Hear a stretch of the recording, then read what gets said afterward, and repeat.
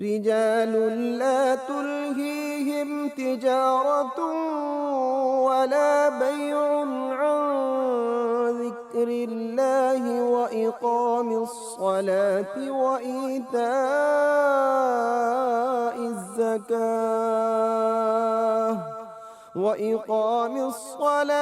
وإيتاء الزكاة يخافون يوما تتقلب فيه القلوب والأبصار.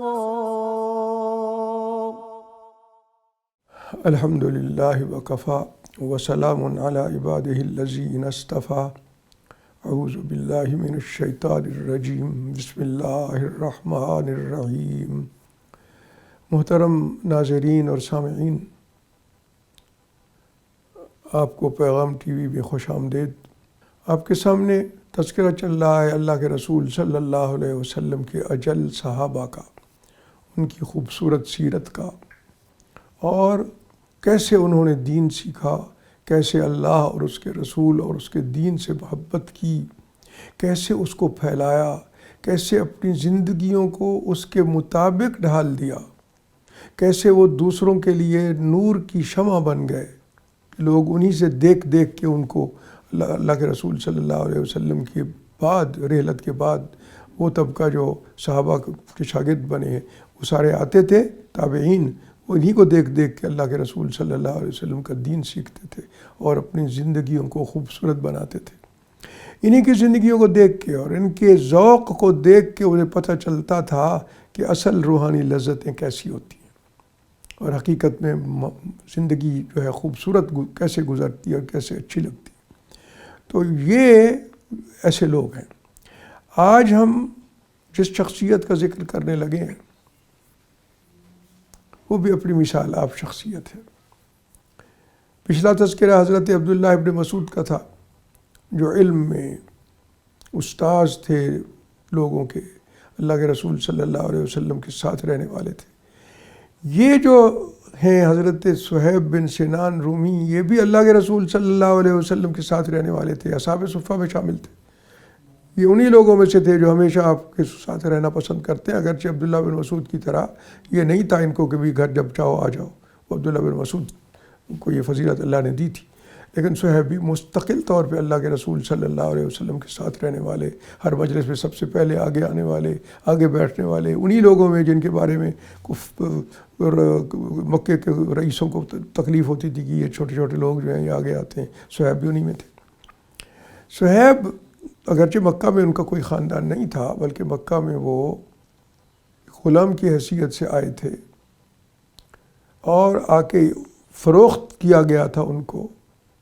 اور وہاں جو ایک مشہور حضرت ابوبکر صدیق ان کے عزیز تھے اور بہت بڑے سخی تھے، اگرچہ وہ اسلام نہیں لا سکے، پہلے فوت ہو گئے، عبداللہ ابن جدعان، تو وہ غلاموں کو آزاد کرتے تھے، تو انہوں نے ان کو غلام اس کو دیکھ کے خرید لیا اور آزاد کر دیا. اور یہ دیکھیے آپ کہ اللہ تبارک و تعالیٰ نے ان کو، ان کا خاندان ایک بڑا خاندان تھا اصل میں، لیکن اللہ نے ان کو جو کچھ دینا تھا اس کے لیے حضرت یوسف کی سنت پہ عمل ہوا کہ یہ بڑے خاندان کو کہ جو ہے نا فرد یہ غلام بن کے بکے. ان کے والد جو تھے سنان، وہ ایلا کے حاکم تھے. ایلا یہ فرات کے کنارے ہے اور یہ ایران کی طرف سے حاکم تھے ایلا کے.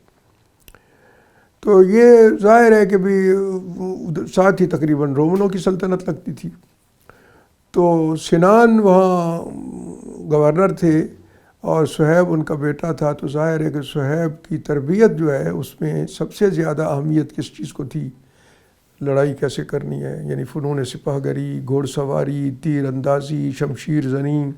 یہ اس زمانے میں بہت بڑی چیز سمجھی جاتی تھی. خاص طور پہ ان چیزوں کے ذریعے سے لوگ ترقی کرتے تھے، آگے جاتے تھے اور بہادر سمجھے جاتے تھے. صرف یہ نہیں بلکہ سرداریاں ملتی تھیں اور بڑے بڑے منصب ملتے تھے. تو یہ اس چیز کے اندر ان کی بچپن گزرا اور انہوں نے خوب سیکھ لی ہیں یہ جو فنون سپاہ گری ہیں، یہ سارے سیکھ لیے. پھر اللہ تبارک و تعالیٰ نے منتخب کیا اور وہی راستہ جو حضرت یوسف کا تھا کہ ایک دن حملہ کیا انہوں نے اچانک رات کو رومیوں نے، اور یہ چونکہ ایران کی طرف سے تھا ان کا والد، تو انہوں نے پکڑ لیا. خاص طور پہ وہ تو سنان تو مارے گئے بیچارے، لیکن یہ جو تھے صہیب، ان کو پکڑ لیا اور لے گئے ساتھ، نوجوان بالکل ساتھ لے گئے اور جا کے بیچ دیا. اور پھر یہ پہلے تو قید رکھا بہت عرصہ، اس قید میں زندگی گزارتے رہے. پھر وہ بہت عرصہ کے وہ قید و بند کی تکلیفیں سہیں، مشکلیں سہیں. یہ تربیت ہوتی ہے ایک طرح کی. اللہ تبارک و تعالیٰ جب کسی سے بڑا کام لینا چاہتا ہے تو اس کو زندگی کے یہ پہلو بھی ان میں سے بھی گزرنا پڑتا ہے. وہ ان میں سے گزر کے پختہ کار ہو جاتا ہے اور بہادر بن جاتا ہے اور مضبوط ہو جاتا ہے اور بہت چیزیں سیکھ لیتا ہے اور وہ زندگی کو سمجھنا شروع کر دیتا ہے. تو قید میں تو ہر طرح کے لوگ ہر مزاج کے قید میں ہوتے ہیں، تو ان ساتھیوں سے بہت انسان کی فطرت کا مطالعہ کرتا ہے بندہ. تو یہ وہاں رہے اور پھر بہت عرصے بعد ان کو جب بیچا گیا تو یہ پھر اللہ نے ان کو مکہ پہنچا دیا. یہ مکہ آئے، عبداللہ بن جدعان نے ان کو آزاد کر دیا، تو یہ وہاں مکہ میں رہنے لگے. اللہ تبارک و تعالیٰ نے اس طرح سے مختلف مزاج اور مختلف صلاحیتیں رکھنے والے لوگ چنے. اسلام کا جو پہلا معاشرہ بنا ہے بالکل ابتدائی، ان میں شامل ہیں. یہ بھی انہیں ابتدائی بالکل ابتدائی لوگوں میں شامل ہے کہ جو مکہ میں رہتے ہوئے رسول اللہ صلی اللہ علیہ وسلم سے بالکل سابقون الاولون تھے، جو ابتدائی دور میں ان پہ اللہ کے رسول پہ ایمان لائے. تو یہ ایمان لانے والے جو ہیں حضرت صہیب، ان کے ایمان کا بھی واقعہ بڑا دلچسپ ہے. یہ کہیں باہر جا کے گھوڑ سواری وغیرہ کی وہ کر رہے تھے، پریکٹس کر رہے تھے، اور تیر اندازی اور نیزہ زنی، اور یہ باہر نکل جاتے تھے شہر سے اور پریکٹس اپنے جو فنون حرب ہے ان کو تازہ مشقیں کرتے تھے، مشق کرتے تھے. ان کی واپس آئے تو رستے میں ایک قریش کی جماعت بیٹھی تھی اور باتیں کر رہے تھے آپس میں. یہ اتفاق کی بات تھی کہ وہ مسلمان تھے اور وہ بات کر رہے تھے، اور کچھ غیر مسلم بھی ہوں گے لیکن سچ بول رہے تھے. کہہ رہے تھے کہ یہ وہ نور ہے کہ جو ساری دنیا کو منور کر دے گا. یہی وہی رسول ہے کہ جس کا انتظار ہے ساری انسانیت کو. یہی ہم میں آیا ہے، اور یہی رسول ہے جس نے اس پوری دنیا کو عدل سے، انصاف سے اور امن امان سے اور خیر اور برکت سے بھر دینا ہے. یہ وہی رسول ہے جس نے عدل قائم کرنا ہے. یہ وہی رسول ہے کہ جس نے انسانیت کی تقدیر بدل دینی ہے. تو صہیب کہتے ہیں میں سنتا رہا، میں حیران ہوتا رہا، یار یہ کس کی بات کر رہے ہیں. اللہ تبارک و تعالیٰ کے جو ہے یہ مجلس اللہ کے مشیت سے قائم تھی، اور وہاں سے ان کا گزرنا بھی اللہ کی مشیت سے تھا. ان کے بارے میں اللہ تبارک و تعالیٰ کی یہ قرآن کی آیت یہ ہے، وَمِنَ النَّاسِ مَن يَشْرِي نَفْسَهُ ابْتِغَاءَ مَرْضَاتِ اللَّهِ وَاللَّهُ رَءُوفٌ بِالْعِبَادِ. لوگوں میں کچھ ایسے بھی ہیں کہ جو اللہ کی رضا حاصل کرنے کے لیے اپنے آپ کو بیچ دیتے ہیں، اپنی جان کی، اپنے آپ کی قیمت پہ رضا حاصل کرتے ہیں. اور اللہ تبارک و تعالیٰ جو ہے وہ جس کو یہ مرتبہ مل جائے اس کے ساتھ تو اس کی شفقت کی انتہا، محبت کی انتہا. تو یہ آگے آئے گی بات، میں آپ کو بتاؤں گا کہ اس کی وضاحت کیا تھی. ان کے والد جو تھے جیسے میں نے بتایا وہ بھی بہت مطلب ہے کہ وہ ایک گورنر تھے ایک علاقے، اور ان کی والدہ جو ہے سلمہ بنت قید بن عمر، یہ بھی بہت نیک اور بڑی بہت ہی خوبصورت خاتون تھیں اور عفت اور پاک دامنی اور اچھے اخلاق میں ضرب المثل تھیں. تو یہ مطلب گھرانہ بہت اونچا تھا. البتہ قسمت میں یہی تھا کہ انہوں نے غلامی کے راستے سے آگے جانا ہے، اور غلامی کے راستے سے انہیں وہ کچھ مل جانا ہے کہ جو ان کی قسمت کو جو ہے وہ سنوار دیں گے اور چار چاند لگ جائے گا ان کی زندگی کو. تو یہ ساری باتیں سنی انہوں نے وہاں. اور وہ یہ بھی کہہ رہے تھے وہ لوگ کہ یہ وہ رسول آئے ہیں کہ جو شرک کی اندھیرے کو ختم کر کے ہر جگہ ہر طرف توحید کا نور پھیلا دیں گے وغیرہ وغیرہ. اچھا اب کہتے ہیں کہ میں حیران ہوا، میں نے کہا اچھا میں ڈھونڈوں، تلاش کروں کیسے. کہتے ہیں میں نے پوچھنا شروع کیا تو مجھے پتہ چلا کہ جس شخص نے، جس ہستی نے اللہ کے رسول ہونے کا دعویٰ کیا ہے وہ دار ارقم میں ہے. وہ دار ارقم کے اندر میں جانے کے لیے میں نے کہا جا کے ملتا ہوں. یہ باتیں ان کی کانوں میں پڑی تھیں. دل جو تھا وہ فطرت کی طرف، فطری ایسی حالت میں تھا، صاف ستھرا تھا، اس میں گندگی نہیں تھی، خرابی نہیں تھی. تو نتیجہ یہ، اور وہاں جب تھے یہ ان کی رومیوں کی قید میں، تو وہاں عیسائیت کی باتیں بھی سنی تھیں کچھ، وہ بھی جو ہے انجیل کی باتیں بھی سنی تھیں، وہاں یہ بھی سنا تھا کہ کوئی رسول ہے جو آنا ہے، اور یہ بھی کوئی سن لیا ہوگا شاید کہ بھئی وہ عرب میں سے آئے گا، اور مکہ میں پہنچ گئے۔ تو انہوں نے پھر دار ارقم میں کہتے ہیں کہ میں وہاں جانے لگا تو وہاں یہ صورت تھی کہ عمار ابن یاسر یہ نظر آئے باہر۔ تو عمار بن یاسر سے انہوں نے پوچھا کہ آپ یہاں کیسے آئے؟ انہوں نے کہا آپ بتائیں آپ کیسے آئے؟ کہنے لگے میں تو محمد صلی اللہ علیہ وسلم سے ملنے آیا ہوں۔ کہنے لگے میں بھی۔ تو یہ دونوں اندر گئے۔ جب اندر گئے اور اللہ تبارک و تعالیٰ کے رسول صلی اللہ علیہ وآلہ وسلم کے سے ملے تو پھر آپ کی بات سن کے اور آپ سے اسلام کا تعارف جب وہ کیا تو ہمیں اسلام کی دعوت دی اور اسلام کا تعارف کروایا، تو کہتے ہیں کہ جناب سنتے ہی ہمیں پتہ چل گیا کہ یہی حق ہے، اور ہم اسی وقت ہم نے اسلام کو قبول کر لیا۔ اور جب ہم اسی دن چھپتے چھپاتے شام کو اپنے اپنے گھروں میں واپس آنے کے لیے نکلے وہاں سے، تو ہم مسلمان ہو چکے تھے، اور ہمیں پتہ تھا کہ اب زندگی جو ہے جسمانی اور مادی، یہ جو ظاہری زندگی ہے یہ تو مشکلوں سے گزرے گی۔ ہم موحد ہیں اور یہ مشرک ہیں سارے مکے کے لوگ، تو یہ بہت تکلیف ہوگی ان کو اور ہمیں اذیتیں ہوں گی۔ لیکن کہتے ہیں اس کے باوجود ہمارا دل نہ صرف یہ کہ اطمینان سے بلکہ اس احساس سے بھرا ہوا تھا کہ ہم خوش قسمت ترین لوگ ہیں۔ یہ ہے سچے ایمان کی دلیل۔ ایمان جب آ جاتا ہے سینے میں تو دنیا کی ہر چیز بڑی سے بڑی شے حقیر ہو جاتی ہے، اور اپنی زندگی کی کوئی قیمت نہیں لگتی۔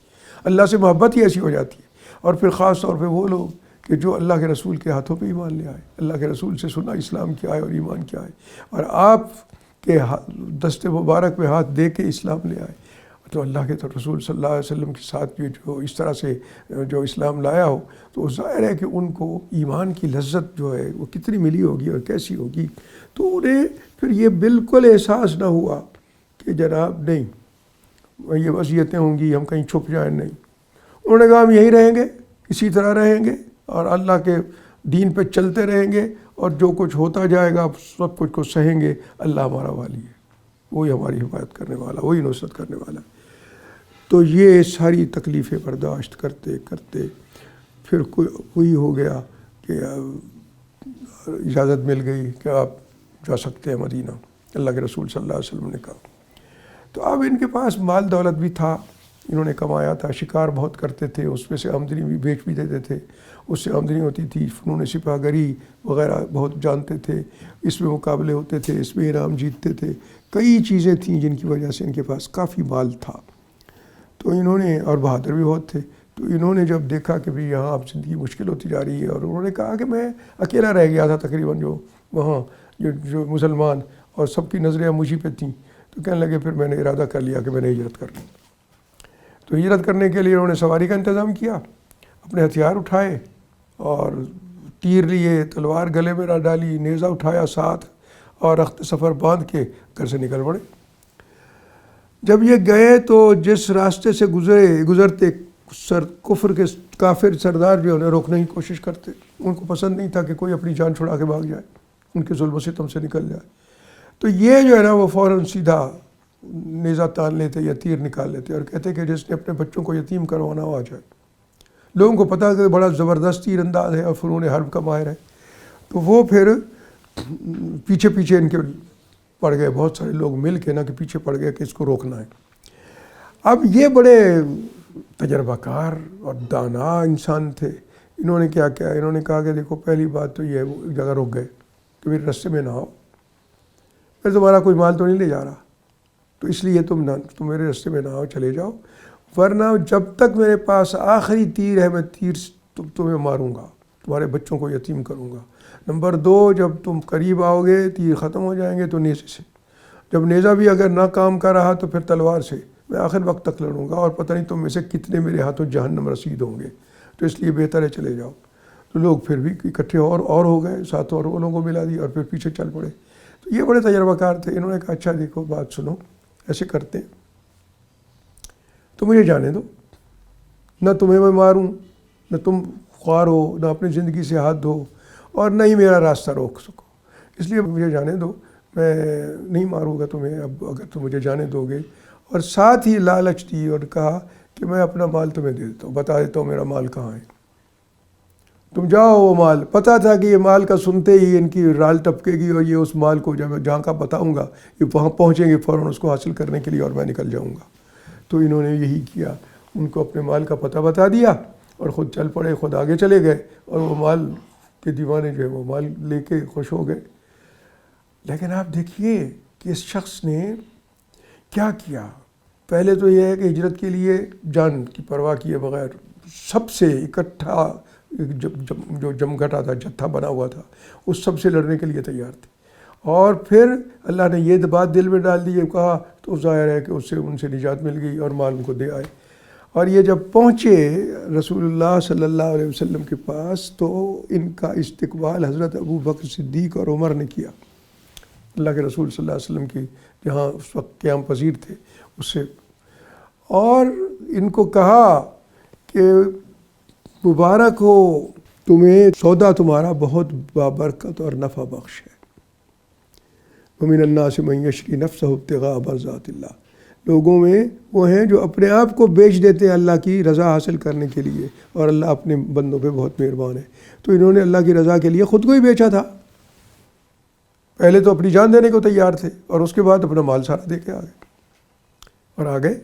تو یہ انہوں نے مبارک دی۔ تو انہوں نے کہا یہ کیا، کس بات کی؟ تو انہوں نے کہا یہ آیت اتری ہے آپ کے بارے میں، اللہ اکبر کبیرہ، کہ کون ان سے بہتر ہے جو اللہ کے لیے اپنے آپ کو بیچتا ہے اور اپنا سارا مال بھی دے آئے اور اللہ کے رسول صلی اللہ علیہ وسلم کے پاس پہنچ گئے۔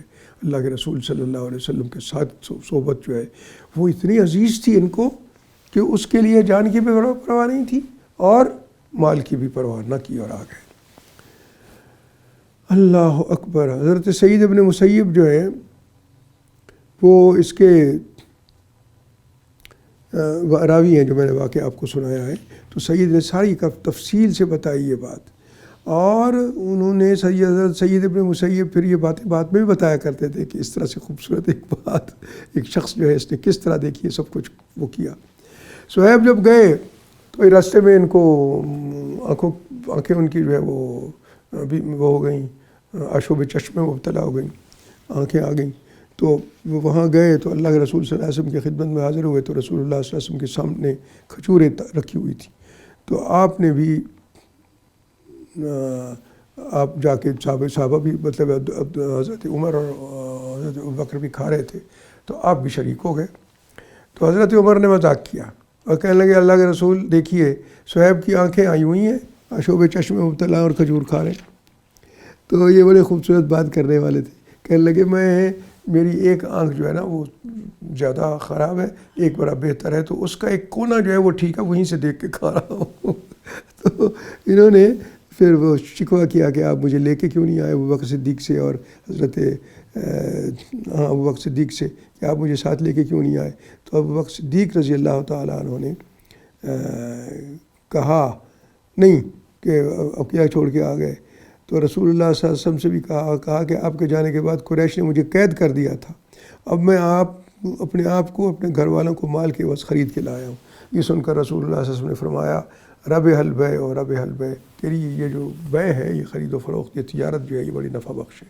یہ جب وہاں گئے تو ان کو معاذ ابن جبل رضی اللہ تعالیٰ عنہ کا بھائی بنتا ہے، ان کی وہ خاتمے آ گئے، حضرت معاذ کے ساتھ رہنے لگے، اور معاذ جو ہیں وہ بڑے رسول اللہ صلی اللہ علیہ وسلم کے انصار میں سے وہ قریبی ان میں سے تھے، تو وہ بھی مختلف اس پہ جاتے رہے۔ حضرت عبداللہ بن مسعود کے ساتھ بھی وہ رہے، عبداللہ بن مسعود ان کے ساتھ کام کرتے رہے، یہ سارے ساتھی تھے اور بہت قریبی ان کا تعلق تھا۔ تو صہیب جو ہیں وہ بھی ان کے بھائیوں میں سے شمار ہونے لگ گئے۔ ان کو یہ پتہ تھا کہ دین جو ہے نا اب قریش کو اتنا ناپسند ہے کہ اب مسلمان مدینہ میں آ گئے ہیں، قریش کو تکلیف ہوگی اور وہ مدینہ میں پیچھا کریں گے۔ صہیب نے تو جانا ہی تھا، جو فنون حرب کے ماہر تھے، انہیں پتہ تھا کہ بھئی وہاں یہ شاید جنگ کے لیے تیاری ہوئی ہے اور جنگ بھی ہوگی، اور یہ تو ان کے دل کی تمنا تھی کہ مجھے اپنے جوہر دکھانے کا موقع ملے، میں اللہ کے دشمنوں کی پٹائی بھی کروں، ان کو قتل بھی کروں، اللہ کے رسول صلی اللہ علیہ وسلم کی حفاظت میں بھی جان لڑاؤں اور دین کے لیے اللہ کے راستے میں جہاد بھی کروں۔ تو یہ خود بتاتے ہیں کہ رسول اللہ صلی اللہ علیہ وسلم نے بدر پہنچنے سے ایک رات پہلے جب مشورہ کیا تو معاذ بن جبل نے کہا کہ اللہ کے رسول جو آپ چاہیں گے ہم وہی کریں گے، آپ جہاں لینا چاہیں لے جائیں، ہم جہاں چاہیں گے آپ. اور بھی انصار نے یہی کہا، اور یہ بات جو ہے وہ مختلف لوگوں نے کی. اور بعض لوگ ایسے بھی تھے کہ جو بار بار کہتے تھے کہ یا رسول اللہ چلیں، ہم لڑنا ہے تو لڑیں، ہم تیار ہیں. اور وہاں ایسا بھی صورت ہوئی کہ کچھ لوگ جو ہیں وہ خاموش تھے، لیکن اکثریت جو پہنچی تھی وہاں وہ سارے کے سارے اسی لیے آئے تھے کہ ہم اپنی جان لڑا دیں گے. سارے اصحاب بدر تو سارے کے سارے ایسے ہی تھے، خاموش تو تھے کہ سب کی رائے کیا ہے، اور ہر کوئی اپنی رائے فوری طور پہ نہیں دیتا، لیکن اکثریت کی بات واضح ہو گئی. اور صحابہ کا جذبہ دیکھ کے رسول اللہ صلی اللہ علیہ وسلم نے یہ طے کر لیا کہ ہم جائیں گے، اور وہ بدر پہنچے. بدر پہنچنے کے بعد سیدنا صہیب جو ہے ظاہر ہے ان کو تو اب نظر آ گیا کہ بھی اب میرے اپنے فن سپاہ گری کے جوہر دکھانے کا وقت آ گیا ہے. اور اس کا نتیجہ یہ ہوا کہ بدر میں وہ کچھ ہوا کہ انسانی تاریخ اس کی مثال پیش نہیں کر سکتی. تھوڑے سے لوگوں کو اللہ نے بہت بڑی فتح دے دی. حضرت صہیب نے حنین میں بھی دیکھا کہ حنین میں وہ خود ایک بیان کرتے واقعہ کہتے کہ حنین میں تو ظاہر ہے کہ مسلمان بہت سارے تھے، مکہ فتح کر چکے تھے. کچھ لوگوں نے یہ کہہ بیٹھے کہ جی اب ہمیں کوئی شکست نہیں دے سکتا. اللہ کے رسول صلی اللہ علیہ وسلم نے اپنی کثرت کی وجہ سے، اور یہی بات ہے کہ کچھ لوگوں نے کہہ بھی دیا وَيَوْمَ حُنَيْنٍ أَعْجَبَتْكُمْ کثرتکم، قرآن نے اس کو لیا ہے کہ حنین کے دن تم میں سے تمہاری کثرت نے تمہیں بڑے اس میں مبتلا کر دیا، عجب میں کہ جناب آج کوئی ہمیں شکست نہیں دے سکتا. اور پھر تم پکڑے گئے، پھر تم دبا کے بھاگ نکلے، اور رسول اللہ صلی اللہ علیہ وسلم چند مٹھی بھر ساتھیوں 8 9 10 لوگوں کے ساتھ کھڑے رہے وہاں، باقی تم تو چلے گئے تھے. اللہ یہی کہتا ہے کہ یہ کثرت سے ہوتا نہیں ہے، قوت سے نہیں ہوتا، ہتھیاروں سے نہیں ہوتا، پیسے سے نہیں ہوتا، سامان حرب سے نہیں ہوتا. یہ چیز اللہ کے ہاتھ میں ہے، کس کو نصرت دے اور کس کو نہ دے. اور بہت کم من فئۃ قلیلۃ غلبت فئۃ کثیرۃ باذن اللہ. اللہ نے خود کہا کہ کتنی ہیں تھوڑی سی جماعتیں تھے اللہ والے، غلبت فئۃ کثیرۃ باذن اللہ، اللہ کے حکم سے وہ بہت کثرت سے زیادہ تعداد کے اور مسلح جو جتھے فوجیں تھیں ان پہ غالب آ گئے. اور یہ اب تک بھی دیکھ رہے ہیں آپ کے سامنے ہے یہ بات. میں اس لیے کہہ رہا ہوں کہ اللہ تبارک و تعالیٰ نے جو کچھ قرآن میں کہا یہ صرف کوئی کہانی نہیں ہے، یہ ہوتا رہتا ہے. تو حضرت صہیب نے وہ یہ بھی دیکھا حنین میں بھی کہ تھوڑے سے لوگ رہ گئے تھے. اللہ کے رسول نے ایک مٹھی خاکی اٹھا کے پھینکی تو بس اسے سارا پاسا بدل گیا. تو اللہ تبارک و تعالیٰ نے یہی چیز جو ہے حضرت صہیب کو دکھائی. اور صہیب رضی اللہ تعالیٰ عنہ کہتے ہیں کہ میں حضرت عمر نے ایک دفعہ کہا، سیدنا عمر نے، کہ یہ بتاؤ صہیب اپنے آپ کو ابو یحییٰ کہلاتے ہو، تمہارا تو بیٹا ہی نہیں ہے کوئی، اور تم اپنے آپ کو عرب کہلاتے ہو، تمہارا کہ رومی ہو، اور تم لوگوں کو بہت زیادہ کھانا کھلاتے ہو. یہ خوبی تھی ان میں صہیب میں کہ بات بھی بہت تھا اور کھانا بھی خوب کھلاتے تھے. تو صہیب نے بات سن کے کہ جواب دیا، اور دیکھیے کیسا خوبصورت جواب ہے. حضرت عمر کو ہے، امیر المومنین کو، اور امیر المومنین جو ہیں وہ بھی حضرت عمر جیسے، اور ان کو جواب کیسے دیا. کہا کہ امیر المومنین آپ کا یہ کہنا درست ہے کہ میں ابو یحییٰ ہوں، کہلاتا ہوں، لیکن جواب پتہ کیا ہے کہ رسول اللہ صلی اللہ علیہ وسلم نے خود مجھے یہ کنیت دی تھی، مجھے ابو یحییٰ کہا تھا. ایک دن کوئی بات مجھ سے کرنے لگے تو مجھے کہا ابو یحییٰ، تو آپ نے میری کنیت رکھی. تو جو لوگ تو اپنے بیٹے کی وجہ سے رکھ لیتے ہیں، مجھے تو اللہ کے رسول نے دیا یہ کنیت. دوسری بات یہ ہے کہ میں عربوں کی طرف نسبت کیوں کرتا ہوں اپنے آپ کو. فرمایا کہ میں تھا ہی نمر بن قاسط عرب قبیلہ ہے، اسی کے فرد تھے ہم، میرا باپ بھی اور میں بھی، اور ہم عربوں کے عربستان کے کنارے پہ جو ان کا صوبہ تھا ایرانیوں کا، اس پہ میرا باپ گورنر تھا اور میں بھی وہیں پلا بڑا ہوں. تو میں عرب تو ہوں، لیکن رومی اس لیے رومی کہلاتا ہوں کہ رومنوں نے بیچا ہے، زیادہ زندگی کا وقت وہاں گزارا ہے، لیکن چونکہ اصل عرب ہوں اسی لیے وہی کہتا ہوں، اور ان کو قید بنا کے لیتے کھانا اس لیے کھلاتا ہوں کہ میرے رسول صلی اللہ علیہ وسلم نے فرمایا ہے کہ تم میں سے بہترین کون ہے؟ وہ لوگ من اطعم الطعام وافشى السلام، جس نے کھانا لوگوں کو کھلایا، جس نے خوب سلام پھیلایا، کہتے کہ تو میں اسی لیے کھانا بھی کھلاتا ہوں۔ تو اللہ کا شکر ہے کہ حضرت عمر رضی اللہ تعالیٰ عنہ نے واقعتاً اس بات کو نہ صرف یہ سمجھا، اس کو اپنایا، بلکہ حضرت صہیب رومی کی عزت ان کے دل میں اور بڑھ گئی، اور ایسا نہیں ہوتا تھا کہ کوئی حضرت عمر رضی اللہ تعالیٰ عنہ یا کوئی اور بھی ان کی عزت اور احترام نہ کرتا ہو۔ یہ وہ کہتے ہیں یہ ساری صفات کیوں تھی؟ بہادری بھی تھی، سخاوت بھی تھی، عبادت گزاری بھی تھی، رسول اللہ سے محبت بھی تھی، جہاد کی کثرت بھی تھی، یہ ساری خوبیاں تھیں اور بہت عزت بھی تھی۔ تو وہ کہتے ہیں کہ میں ان سے پوچھا گیا کہ بھئی کیسی صفات یہ تمہاری اتنے ساری ہیں کیسی ہیں؟ کہا جی اصل میں مجھ پہ تو احسان اللہ کا ہے کہ کوئی ایسا اجتماع نہیں ہوتا تھا جس میں اللہ کے رسول کے ساتھ نہ ہوں، کوئی ایسا سریہ بھی نہیں تھا، کوئی آپ کا سفر جہاد کے لیے چھوٹا یا بڑا جس میں شامل نہ ہوں، کوئی جنگ نہیں تھی جس میں نہ گیا ہوں، کوئی مہم نہیں تھی جس میں آپ نہ ہوں، اور ہر جگہ میں ہمیشہ آپ کی حفاظت کے لیے آپ کے آگے ہوتا تھا، اور خدشہ پیچھے سے ہوتا تھا تو میں پیچھے سے ہوتا تھا، اور میں نے کبھی بھی اللہ کے رسول کے ساتھ رہتا تھا، اور کبھی بھی میں نے رسول اللہ صلی اللہ علیہ وسلم کو دشمن کا سامنا نہیں کرنے دیا۔ آپ چاہیں کہ میں لڑوں، میں پہلے آتا تھا اور میں لڑنا شروع کر دیتا تھا کہ اللہ کے رسول صلی اللہ علیہ وسلم کو اس کی اضامت کرنی نہ پڑے۔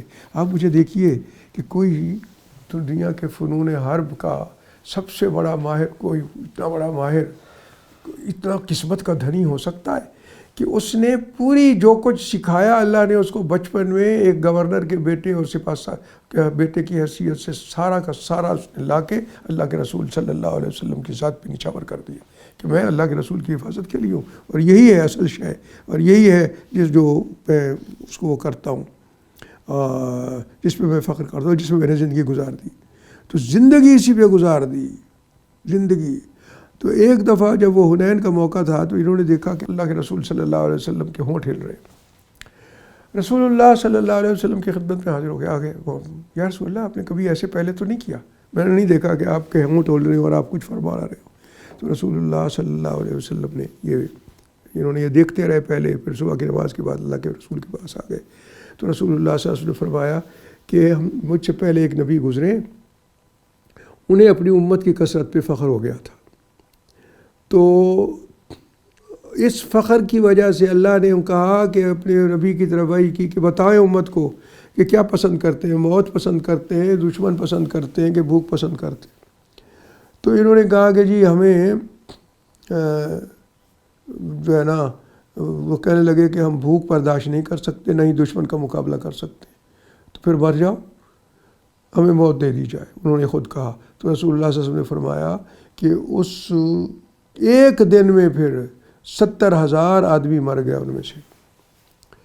تو یہ میرے ساتھیوں میں سے کچھ لوگوں کی زبان پہ یہ بات آئی ہے، میں نے سنی ہے کہ ہماری اتنی تعداد ہے کہ ہمیں یہ حنین میں شکست نہیں ہو سکتی۔ میں اسی لیے اللہ سے سامنے یہ کہہ رہا ہوں، اللہم بیکا احاولو و بیکا اساولو و بیکا اقاتلو، اے اللہ میں تیرے ذریعے سے ہی، تیری مدد سے ہی اور توفیق سے ہی بھیڑ کروں گا، ان کے ساتھ مقابلہ، جنگی مقابلہ ہوگا، و بیکا اقاتل، اور تیرے توفیق سے اور تیری حمایت سے اور تیری نصرت سے میں ان کے ساتھ جنگ کروں گا، و بیکا اقاتل، اور تیری ہی دی ہوئی توفیق اور نصرت سے میں ان کے ساتھ قتال کروں گا اور جنگ کروں گا، اور ان کو قتل بھی کریں گے۔